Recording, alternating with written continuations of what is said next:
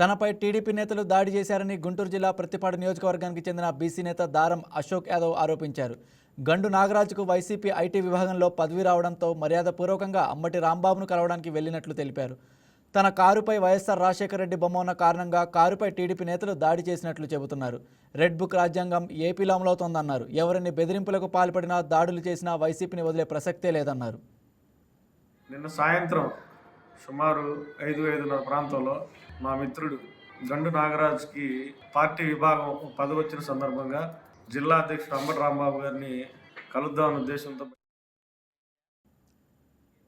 నిమ్స్లో చికిత్స పొందుతూ మృతి చెందిన ఎక్సైజ్ కానిస్టేబుల్ సౌమ్య మృతి పట్ల నిమ్స్ యాజమాన్యం తీవ్ర దిగ్భ్రాంతి వ్యక్తం చేసింది. వివిధ విభాగాల నిపుణుల ద్వారా అవసరమైన అన్ని అత్యాధునిక వైద్య సేవలు, లైఫ్ సపోర్ట్ చికిత్సలు అందించినట్లు చెప్పారు. వైద్యులు ఎంత కృషి చేసినప్పటికీ సౌమ్యను కాపాడలేకపోయామని విచారం వ్యక్తం చేశారు.